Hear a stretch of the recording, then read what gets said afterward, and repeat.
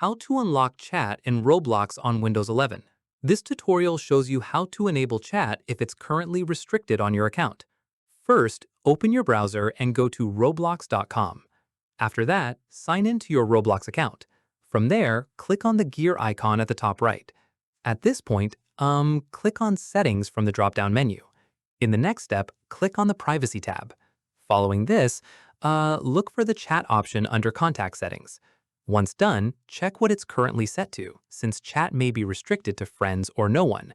From here, click on the dropdown and select Everyone or Friends, depending on how open you want chat to be.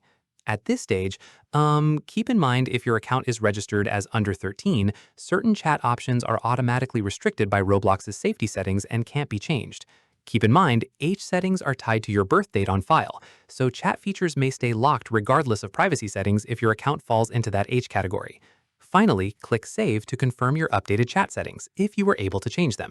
And that's it. If this guide helped you unlock chat and Roblox on Windows 11, give it a like, subscribe for more Windows tutorials, and tap the bell icon for updates. See you in the next one.